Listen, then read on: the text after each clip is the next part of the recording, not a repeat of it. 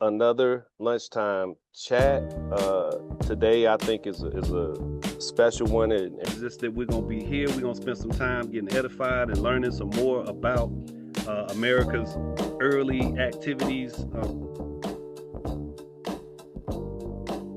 My translation, the first rule of White Club is don't talk about White Club. In Jefferson's case, though, he didn't talk about it, and he didn't write about it. Then the short-lived scandal blew over.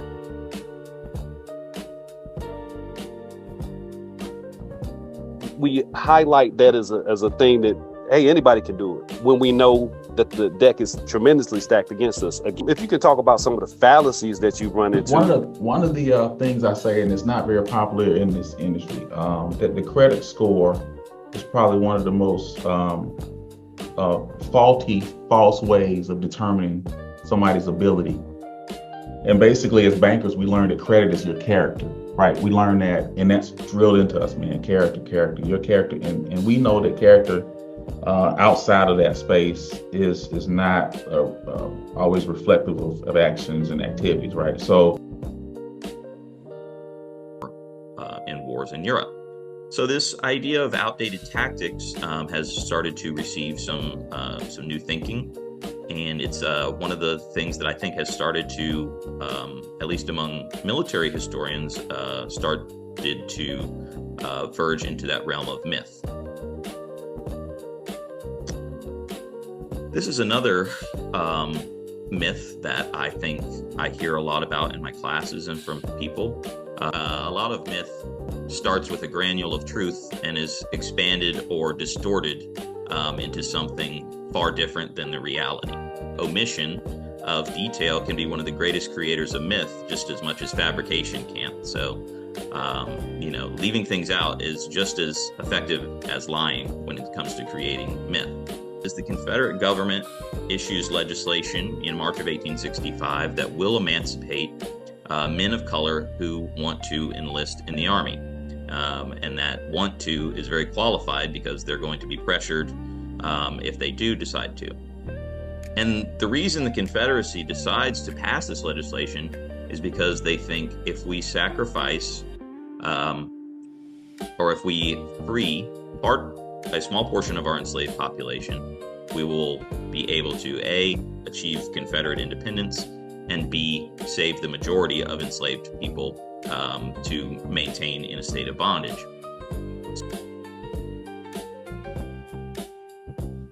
There is no way to undo the consequences of slavery, but the work required to address the lingering effects is an ongoing and necessarily perpetual process. What follows, I'm going to give you my analysis of the wills and the lawsuits that freed people initiated to make sure that they got what had been promised to them. And I'm going to start actually with a case from North Carolina, from Northampton County.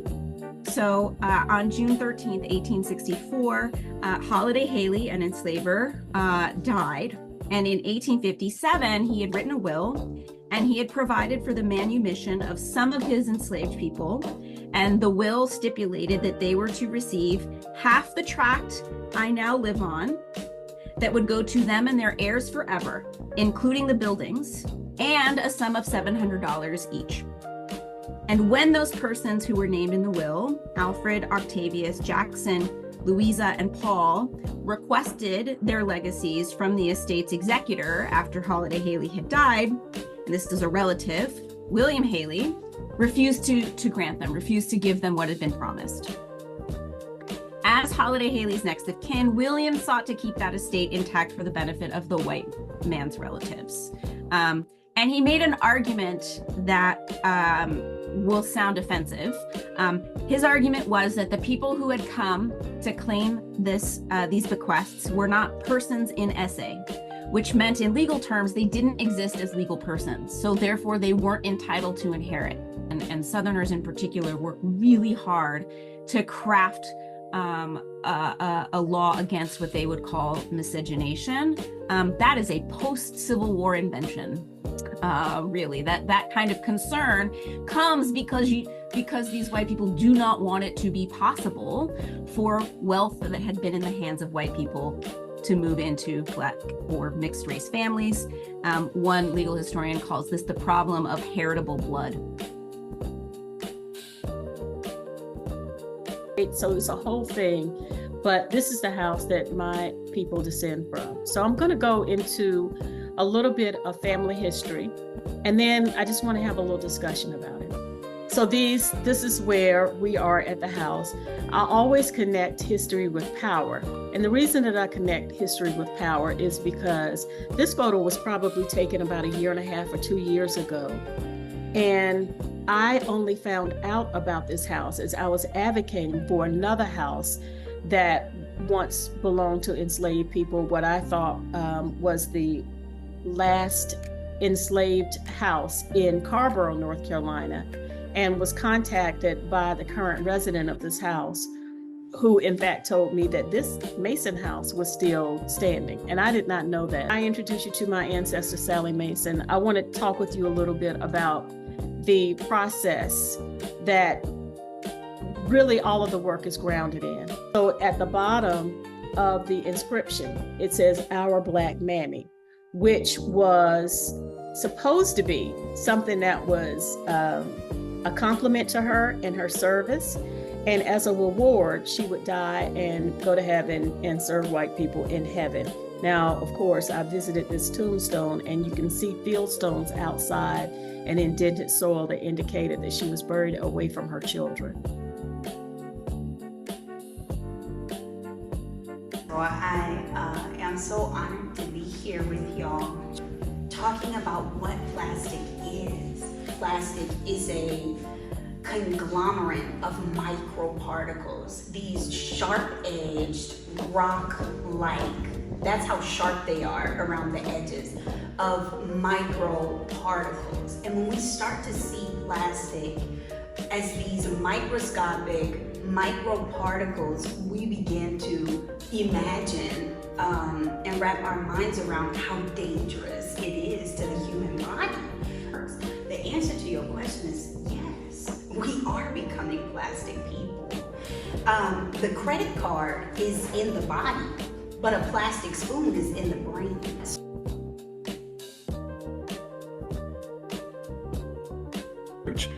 With NBC. But this quote comes from the speech in DC, and he says, "It would be fatal for the nation to overlook the urgency of the moment. This sweltering summer of the Negro's legitimate discontent will not pass until there is an invigorating autumn of freedom and equality. 1963 is not an end, but a beginning." What we know about him from memory, I know quite a bit about Dr. King, having spent in divinity school about 18 weeks studying his life. And one of the things that stands out to me is his desire to continue working for the beloved community. And also, I remember in 2020 when all of the racial unrest kind of started to just unfold more and more, from Trayvon all the way up to George Floyd and Eric Garner and Tamir Rice and Sandra Bland, and just how sad I started to feel. And during those 18 weeks when I was studying his life, he helped me so much. Reading his words helped to ground me. And even though he was experiencing all of these things, he was still committed to the work.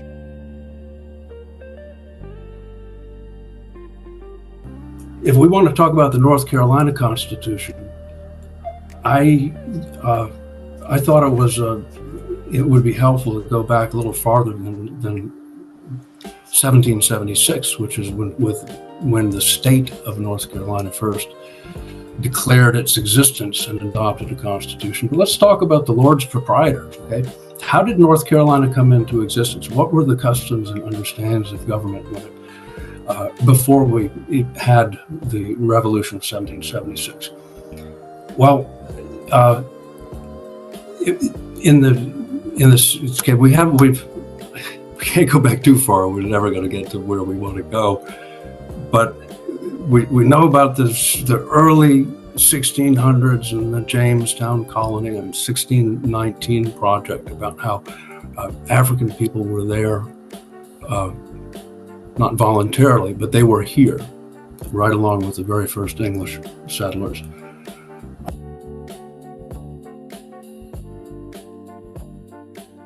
Did have a wonderful conversation and interaction with Miss Harrison. Learned about some of her works in the communities, including a children's book that she's gonna show to you all in a moment. And I said, you know what? This only makes sense for what I do in this space, which is try to elevate and bring people to the forefront that have something to offer. My ancestral family had lived and breathed in this same world that I now draw breath.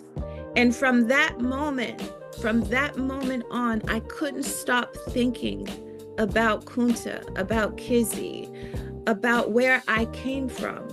Listen to a commentary about Ron DeSantis and what he was trying to do in Florida.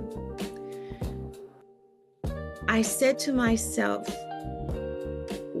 why do we need permission to tell our history? Why do we need permission to learn our history? I don't need your permission to do that.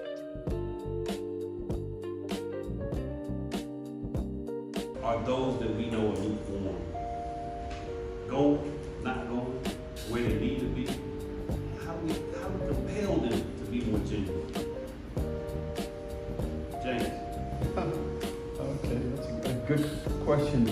I know for myself, now that I'm a certified mindfulness instructor, and as you stated, I grew up in the church, and talking to the lukewarmness, I think sometimes what happens with us, we get comfortable with being worshipers and not disciples. It's easy to go to church and worship, get your needs met, to feel good on Sunday, and because we kind of use the analogy of how is it that you can go to church on a Sunday and then watch someone be lynched after service? Something is wrong. I don't care what anyone says, something is wrong there. And so how is it that you can see the situation in the world that we're looking in right now through our lenses, and we see what's going on, and you not have some conviction that I need to say and do and be better?